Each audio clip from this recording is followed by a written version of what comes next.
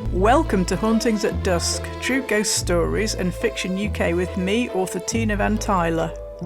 Today's episode is a true ghost story called Shop of Horrors. The derelict shop seemed ideal for Mary's antique business, but the long-dead owner was violently opposed to change, as she and her husband Christopher soon found out. I am an antiques dealer by trade, and me and my husband Christopher used to go on trips to France to buy items we'd sell at UK markets and fairs. In France, we'd see these huge barns attached to people's houses where they sold their wares. You know, I said to Christopher during one expedition, it would be really good to have a shop connected to where we live. Christopher agreed, and we left it at that and didn't think any more about it. And then, a week later, when we came home, there was a property auction catalogue on the doormat.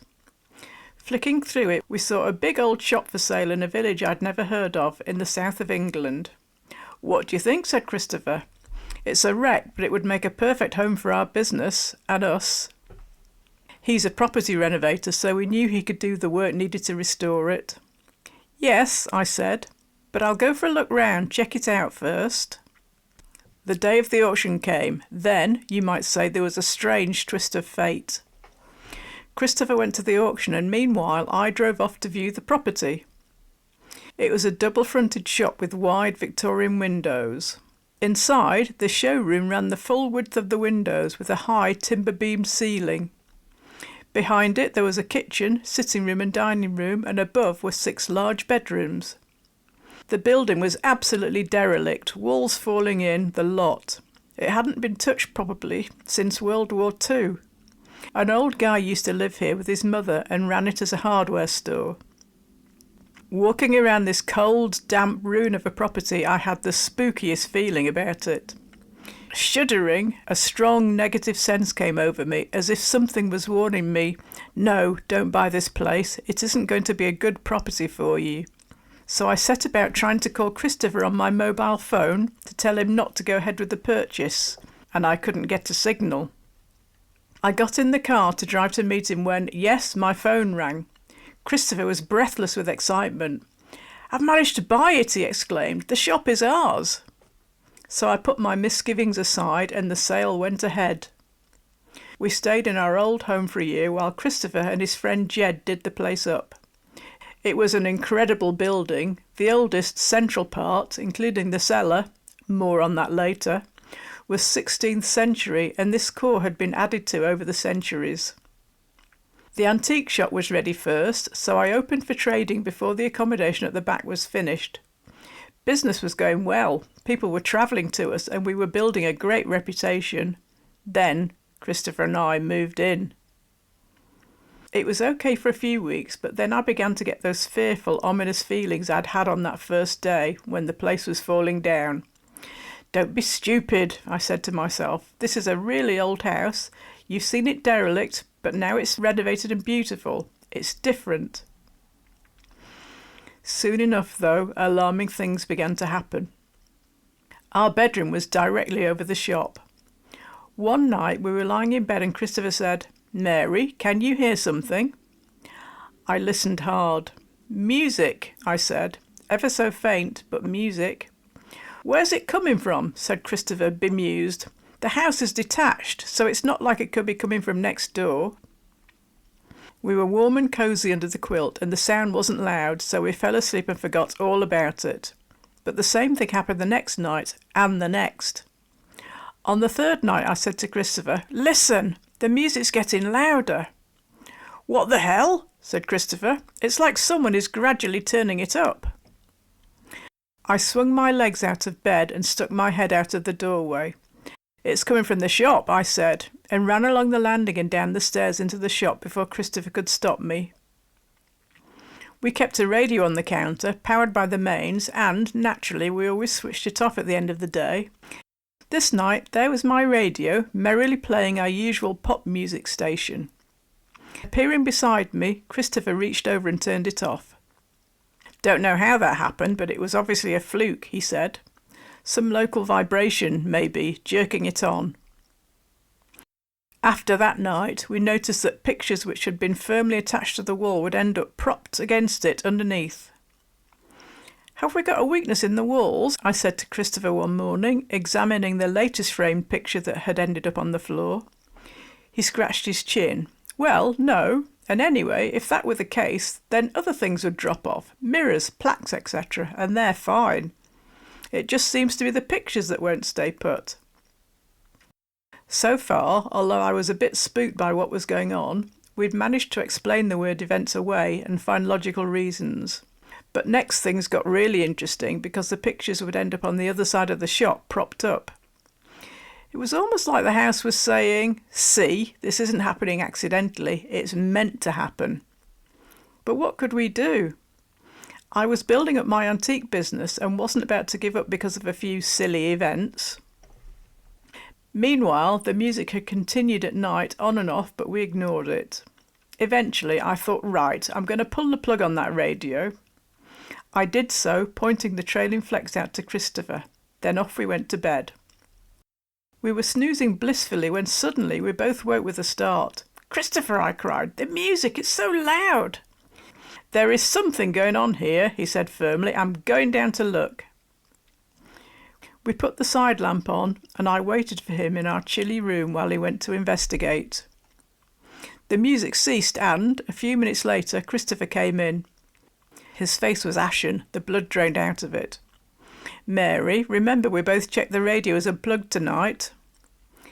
I nodded, my teeth chattering with fear and cold. "It was plugged in," he said. "Plugged in and playing music." Underneath the house was a huge cellar. As I've said, it was the oldest part of the house, dating back 400 years. On our France jaunts, Christopher would buy wine, which he kept in an old-fashioned wine rack in the cellar. One trip he brought home several cases which he stacked in the rack, leaving some bottles still packed in a box on the floor. This particular night, he'd gone to bed and I was sitting watching TV in the lounge.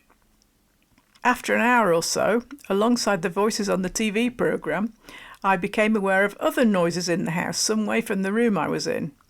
It sounded like activity in the cellar. I never went into that cellar. It was musty and damp and the stone stairs alarmed me. They reminded me of a castle staircase twisting around and down into the darkness with uneven steps. Rising from the sofa, I went to the lounge door. I could hear what I thought was a kind of clunking coming from the direction of the cellar, so I crept down the hall to the cellar door and opened it just a crack. The sound got louder. It was a definite chink, chink. Then a really strong smell of alcohol hit me, wafting through the gap, and it sent me reeling. There's something very, very wrong here, I thought, slamming the door and bolting it. I was frightened, as you can imagine, but Christopher was asleep, so I got into bed thinking I'd talk to him about it in the morning. As soon as we woke up, I explained what I'd heard. Christopher went down to the cellar and came back, his face grim. "You know that big box of wine I left out?" he said. "Someone, or something, dragged it all the way across the floor to the far wall last night. But on its journey, the box had broken and most of the bottles had smashed." I gasped. "Oh, no wonder there was that terrible stench of alcohol." That we couldn't explain away. "I didn't tell you," said Christopher, "but in that year when me and Jed were doing the place up, we had quite a few, problems." "Such as?" I asked. "Sudden gusts of wind would often come howling through the room," he said, "and the windows were shut. One blast almost blew Jed off his ladder. And we'd put tools down, then go to pick them up and they'd have gone, moved to somewhere else in the room," he went on. "It felt like something was playing with us, having a joke at our expense." "It's almost like the house didn't want to be renovated and brought into the 21st century, I mused. "Exactly," replied Christopher. "We'd have to go searching for our tools, which took up time when we should have been working." Even so, we didn't want to move and business was booming, but the supernatural activity got worse and worse. A couple of times I thought I heard a young girl crying in the smallest bedroom, but of course no one was there when I went to look. And there were cold spots in the house, with a particularly icy area in the bedroom where the weeping girl was. Then there was the night I walked into one of the spare bedrooms to find a load of items, wooden boxes, candlesticks and other things, balanced one on top of another on the mantelpiece. They were stacked so carefully that if you moved one, the whole lot would have tumbled down. We'd lived here a year when our friends Dean and Marion came for the weekend. They were grumpy over breakfast the first morning, and Marion looked exhausted. "The house is great," began Dean, "but we won't stay tonight because we had practically no sleep last night. Our room was freezing and we couldn't get warm." Marion broke in. "No, the biggest problem was the footsteps. Up and down the stairs all night long, and I'm sure people were walking up and down the cellar steps too." "Actually," admitted Dean, "we were terrified." Christopher and I exchanged guilty looks. We often heard the footsteps, but we'd got so used to the house misbehaving that its antics didn't bother us quite so much anymore. I shrugged. "Sorry, it's just what happens here." "Whatever it is won't harm you," said Christopher, trying to reassure them. It wasn't a surprise that they insisted on leaving. Now I have to tell you about my mother because she becomes relevant at this point. My mum was a psychic, a spiritualist, I suppose. When I was a girl, she worked in a spiritualist church on a Wednesday, and after school I'd let myself into the back of the church and wait for her. Mum would be on stage in front of a room full of people and she would try her best to help them all. Mum worked very much from an instinctive place, and you won't be surprised to hear she really didn't like our shop. We were chatting over a cuppa one day in the kitchen and she said to me, "You know, Mary, I sense a man about the place and he's not a very nice character. I think somehow he has a connection to the shipping industry and some link to Bristol." This was interesting as the ground floor had wonderful oak floorboards that Christopher and I had thought might have come from a ship. I hadn't mentioned the young girl crying in the end room and was stunned when Mum went on. "And I get the feeling that a young girl lived here, probably a servant, and that she had that little front bedroom. She had a very tough time in this property." Christopher and I continued to live in the house, doing our best to ignore the strange events and the ominous atmosphere that enveloped the place like a shroud. Then came the incident that well and truly freaked me out. We'd been in the house about 3 years and were due to go on one of our overseas antique hunting jaunts. The two of us would rise around 3 a.m. to travel when it was quiet. Christopher was up first and I was alone in our room, getting dressed with the door closed. The house was silent and dark. Opening the door, I stepped onto the long landing which ran the length of the house, past all 6 bedroom doors. They were shut apart from ours. A shaft of moonlight struck the landing from the skylight above. Then I noticed a dark shadow, an area where the darkness was extra black, halfway along. I saw Christopher just beyond it, motionless, with his back towards me. "Christopher," I called uncertainly. He turned and began to stride towards me, but it wasn't Christopher with his round, friendly face. This man was taller, broader, more muscular, and had sunken cheeks, and he looked angry. "What do you want?" he snarled nastily. Christopher had completely changed.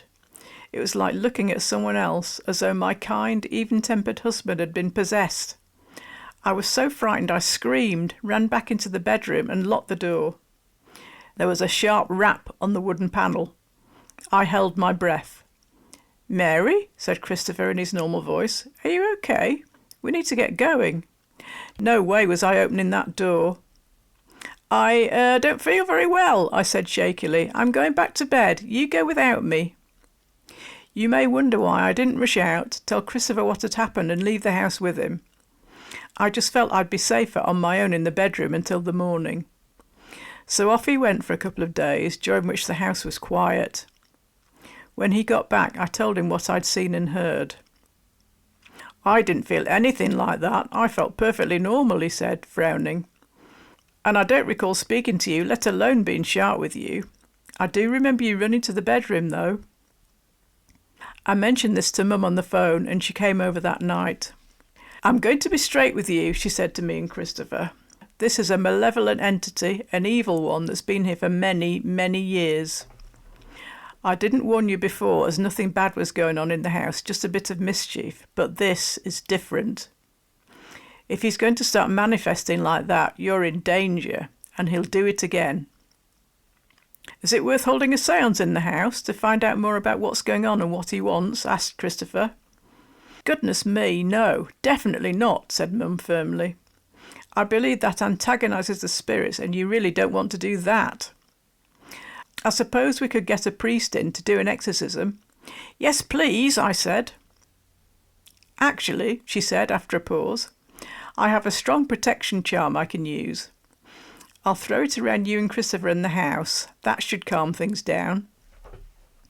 Mum didn't tell us exactly what this involved. She did the protection one afternoon while we were out, and from that day on I felt different in the house. It's hard to describe, but the atmosphere felt a bit easier and lighter. I have to say, though, I knew the entity, or whatever it was still there, lurking below the surface. We stayed another few years, then moved premises for a variety of reasons. One was that I lost Mum. I felt that while she was alive, there was an added layer of protection for us. It's not that things in the house worsened, but I felt it was time to leave. That was about 10 years ago. We were there maybe a decade altogether, and we made the best of it, but to be honest, it was a pretty hairy experience living there. Loads of little things happened, too numerous to even remember. Looking back, I do wonder if it being an antique shop contributed to the problems. All those old pieces added to the eerie atmosphere. We were bringing in furniture and objects other people had owned many years ago, people who were long gone from this world. How could it not? Later, we looked into the history of the house. Astonishingly, in the 1800s, a shipping merchant with business in Bristol had lived there, but we couldn't find out much about him or exactly what he did. So Mum had been right about that. We kept an eye on the property once we'd left. Several people bought it and tried to establish businesses, but they never got off the ground and the owners sold up one after the other. I felt sorry for them. They didn't know what they were letting themselves in for. All the owners had one disaster after the other. The place fell into disrepair and now it's wrecked again. It's almost gone back to being as run down as when we found it. Did the building get its wish? Funnily enough, the shop is back on the market and it's so cheap, less than what we sold it for all those years ago. I showed Christopher the advert. What do you think? I said, nudging him. Do you fancy buying it again? He looked at me as I was mad. Not a chance, he said. But I was half serious.